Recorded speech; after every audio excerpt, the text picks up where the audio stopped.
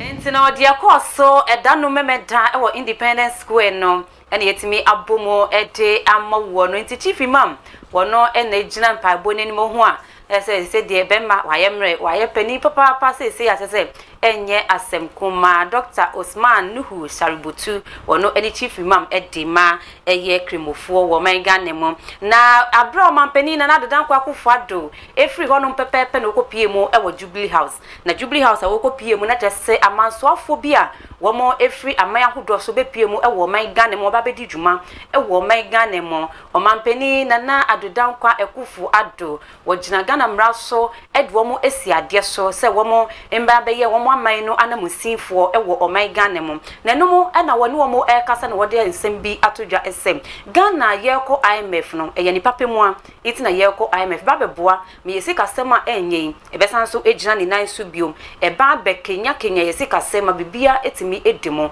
enti wona womo twa bo no eba ne sen na wodi Ghana eko IMF no watcho mo sem ne kwan papa so na na wodi oman no efa. We have decided to seek the collaboration of the International Monetary Fund, IMF, to repair in the short run our public finances, which have taken a severe hit in very recent times as a result.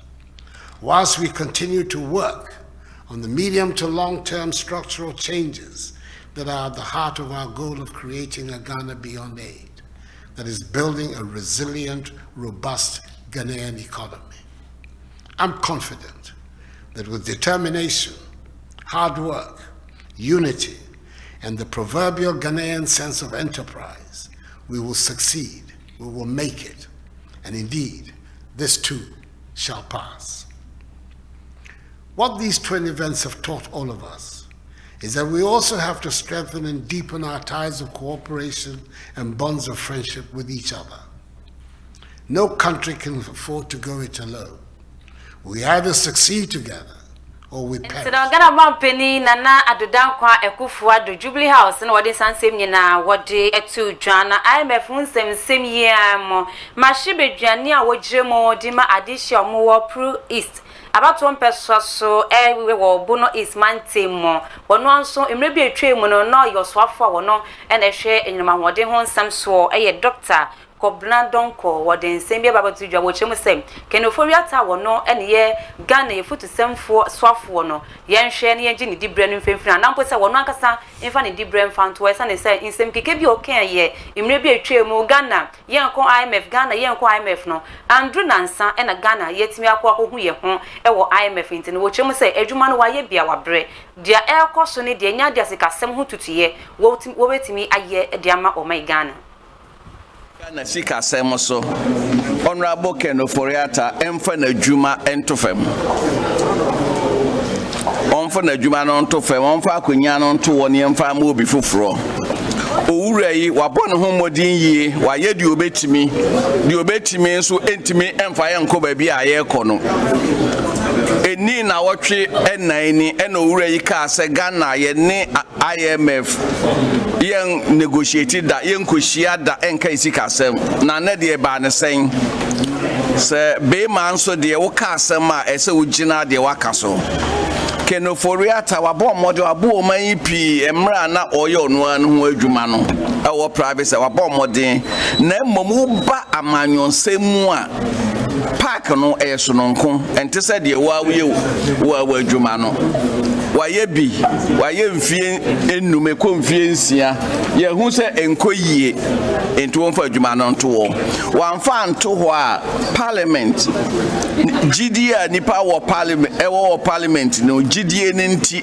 ese parliament sorry ne ka che ne se owura constitution no ma ho kwan se ye ka so owura ko ye beto ho aba sa aba no se secret ballot na no so ye hia 1/3 oha mu inchemu aduasa miensa na ya ka se motion no ye de ba se parliament emanu ensifem enti mesi owura Ken Ofori-Atta waye bi wabre ninim die bekwa na die akoyi na die akowura IMF dichim enti wonsifem Ghana sika semo so Honorable Ken Ofori-Atta emfa na djuma entofem no Dr. Kobna donko wono eneye ekane oswafo ananka wo hwe enyima hode ho nsem so na IMF nsem ya nsentwe ni ba kwa wono anso sanse ye editor in chief edima new crusading guide the Robocrats no Kwaku Baku Junior one also the two just says was share IMF maybe a tremo fear tremo yako IMF near me sisi and nyama eba ye and net day and the beer ban near mamma saying say o man penny and another dan kwaku for the near people by some sudiem echo IMF dear what dear ben who ya papa the watch munti would dear ben who ya. Some of us who today are perceived virtually like ideological relics. You will know my position when it comes to the Bretton Woods institutions. I'm not a fan of IMF or World Bank and their prescriptions. I'm realistic enough to understand why they are here and why we were members. After we became members of IMF 1958 under the great Osadifo himself, and in 1965, indeed, the CPP administration and Nkrumah began to negotiate a program with IMF. That's something many people do not know, but there's enough records to show that. And that was because of the way the economy was going, especially because of the external shocks and things. Some were manipulated by the same Western countries relative to Ghanaian situation, the cocoa prices and all the rest. But it didn't bear fruit till the coup came, and then Ghana went for the 1967 version. I've always had difficulties with IMF, and let me be honest with you, whilst it's the right of the government to opt for that route, I felt disappointed. I felt just recycling the same thing. I remember 2015, I felt the same way, even though I publicly said it was the right of the government to go there, and it was understandable, but regrettable. Same with 2009. You know? So it is not good enough, Randy. We cannot continue going in circles. And each time we take a program, we appear to have succeeded in implementing the program. Within 3-4 years, we are back to square one. It doesn't make sense. It doesn't make you a proud Ghanaian. You know, so I'm clear in my mind that yes, there have been difficulties, external and internal, that have compelled this government to go to IMF. They have to be bold enough to accept that, look, we are part of the problem. Some of the measures we took, some of the actions we took are contributory factors to where we are today. It's important. If you have the courage of conviction to admit that, look, there are internal factors which we ourselves have, you know, contributed. It's fair. I think it helps you to move forward. Some of us who today are perceived. Wapeni Kwaku Baku Junior, one and the chief editor at the Manu Crusading Guide, the Robocrats was also in Century Papa. Na Mashebe Junior, one also Jemo Dima addition more yape Kusagu about 1 person. So go Pio Mashebe Jefenson. I will do one more and a Tracy Casamson offense no minds and energy. One no and a edan no or your ranking member Ewanom, a year opene John Abujin Napo. One also the atuja essay, so beko IMF, so kwako bebusian, so the baby your money, you know, and your bonny, and your phone so be a nemo no, when ya wofa so at the air corner, Sikana Wukoyan, so the bay Juma, Busia ya bo, my moka ya bo, a car yet depass on mine, or bisa say, a day near this Sikano a year, say ya IMF there, and your phone so be a row, say a kwako bebusian, and your phone so be a nemo no, Yako Pebusiano, a day near this Sikano a year, young question. It's not a problem to borrow as a country, provided you are borrowing to invest in critical infrastructure, capital expenditure, that can bring you some return. So you recall that we borrowed about 1 billion to build a Tuapo gas processing plant. It's proven to be a game changer, because if you read the Energy Commission's document, in terms of import substitution alone, we're making an annual savings of over 300 million. We borrowed to build Kotoka International Airport. So borrowing per se is not that bad. Moreover, if you refinance, it simply means that you are borrowing from Afenyo to pay John. So your debt must not increase if you are doing refinancing. And if you look at the annual debt report, I think this page 20, table 5.6, it gives you a breakdown of all our borrowings. So between 2013 till date, we borrowed 14.77 billion between 2013 to date. Between 2013 to 2016, we borrowed $3.7 billion. Then when President Akufo-Addo took over, till 2016, he borrowed over 10 billion, about 11 billion. That's about 4 or 3 times what President Mahama borrowed in its entirety. But what we used to do was that you establish what you call a sinking fund or an escrow fund. Put something there so that when it matures, you would get something. But what this government decided to do is that they will do refinancing. Refinancing means we borrow, say, 3 billion, pay 2 billion that's maturing, and use the 1 billion for budgetary support. Then you must ask yourself, where are those monies going to? That for me is critical. We have been told it's not a problem to borrow as a country, provided you are borrowing to invest in critical infrastructure, capital expenditure. Entina onionyam ni John Abuji Napo ena wakasa no yeto ansem no so ne kopie mu ewo humesua ho nsem mwe ebeto odwa se into asosukuu no eye SSS no eduane ashort eduane eni ho ayede ema nkwala no ne sentini central for bom humodin ebom pepe wo nkramponi mantemu ekohwe into asosukuu bia na wo ewo nkramponi mante bia e ba kwa yekopie ye eye Accra Academy ye ho ena yekopie ni yekopie mu awo honom no womo editu dwase ampa eduane no ebi eni school ni mo na eduane na wo honom no so no se ne ye ma omo tititi no ya tete eduane no so kra dia ma omo school for no si womo so ntina nya de ompese womo de wonim ebeba na mo womo ni nsentwefo ekasa ya bra womo afa wonim ama in school. But sometimes what they used to give us nowadays it has been reduced, the size and other stuffs. At first they used to add bread to the breakfast, but nowadays they only add bread to the tea, but not other. Yeah.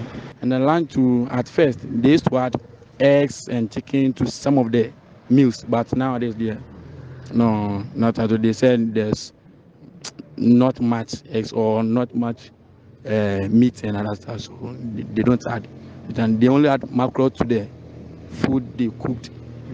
Yeah, and that's all.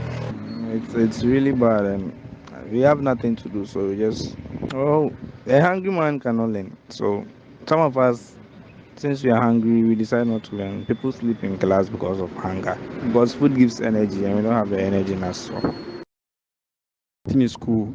But sometimes no ena womo akasano na eno echi enkrampuni matemu kwanhwefo edima ehumesua eye maame Monica Ankra wono nso edi atodwa se aduane eni ho asemwe no eyade a wo makane nyina ewie abra ne nsaka na pose na so tie se aduane eni schools ahodo no wo mo ahwe asosa wo hawo ni nyina anno na wo kiremo se mo bom homodin ekopie mu ewo bafa stock wo mo ene supply wo mo aduane sansom free SSS secretariat no wo mo so ene eboa ehwe se aduane ewo schools ahodo no ti wono de sansem aba beto dwa die wonim se enye wo hawo bia sanse wo mo dikan asosa wo hawo ni nyina ano deda enu echi nipa wono ene kasa edima asoye no ene hwe ehumesua ho nsem so eyo pani kwesi kwaten wono nso ede atodwa se senda amanfo bi pese wo mo painti ade se eduane ni ho na nkola na school fo no ekom duo mo ni ade wo se enye sa kwa na asem ne te enye sa kwa na eduane de bi wo school ni mo pa.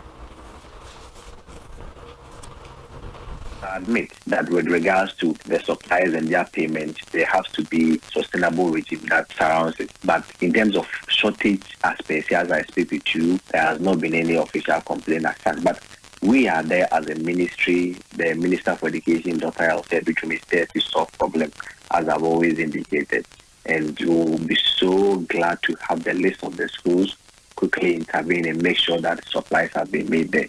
But so far as we are concerned, we've not had such an official complaint. But of course, on the issue about the delays in the payment or the debt that has been accrued to buffer stock, there has been an alternative arrangement that recently the minister made known to the suppliers when he met them. I admit that with regards to the suppliers and their payment, there has to be sustainable regime that surrounds it. But in terms of shortage aspects, as I speak with you, there has not been any official complaint as such. But we are there as a ministry, the Minister for Education, Dr. Elfed, is there to solve problems, as I've always indicated.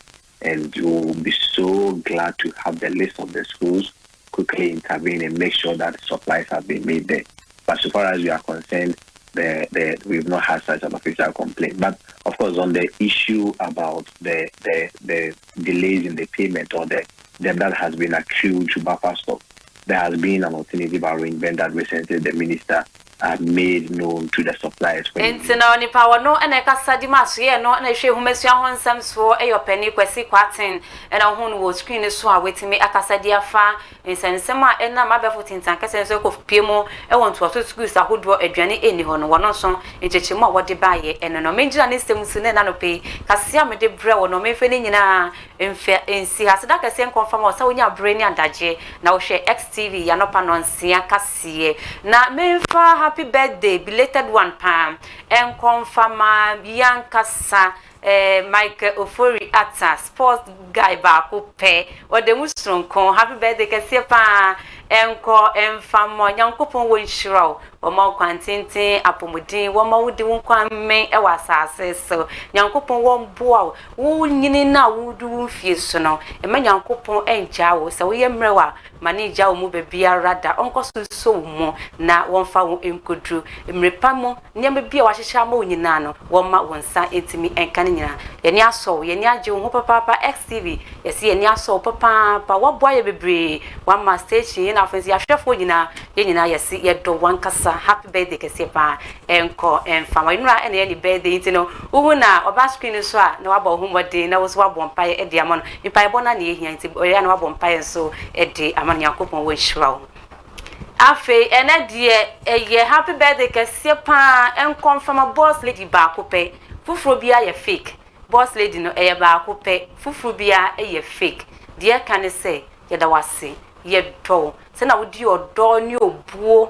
Edima we juma ye for ewo XTV no just say ebru ya dwene ye nti ase so ye hu bi da se na wo bro ho ase se na wo di odo ne ahobrase edi yen ekasa wonti ene ye sori anopa ahomache ye be juma krapo a ye ya bre kra na ye mre esan se ye nim say ye wo boss lady bi wo ho no ma obema ye ni age wo dwene ye ho wo di yen ehye wo shomu ankasa ma just say wo feel dia yen so ye feel nti wama ejuma mu aye mrel edi amaye ye da wase nyankopon wo nhiraw omo kwantintin apomudin mapa ade biere da wakoma so no ye mpaibo ene se ne de ya nyankopon edi afeba kwa kan fie hu no wonfa emmaw onhiraw nenka wabusua wadofo wono omo ben adwumayefo enka yensu bi ena afensi no maya wotimu omaiga nanso no nhira no ebi enso enka no boss lady Nana just sapoma boss lady ba ko pe fufu bia ye fake happy birthday Cassipa enko enfama wono ena wo screen so no abrabo mu nsem hostess no wono enie happy birthday Cassipa enko enfa July bonds there ye special ye unique ye different cry it's happy birthday Cassipa enko enfama na sister Fia seke ba ko pe secretary stroke accountant. Happy birthday, Cassipa enko enfamom. Wono any XTV secretary Bakupe. Happy birthday, wo say na your birthday. Happy birthday, Cassipa enko enfamo. Nyankopon onhiraw omo kwantente. Omo e chance ye menso me birthday. It's happy birthday in advance. Enko enfama me. Nyankopon wonhira me sa pepepe. Obaba me visa kwesi ate enemy di me sorry so ma agude mo nsem atoa so e diamond. Inada birthday boy no ana birthday man no wodi ebro dia upe hwe dia upe tie no eno ena wodi ebro wa bobo ni nyina no titebu kuchu na twen me da wase emamu ene hwe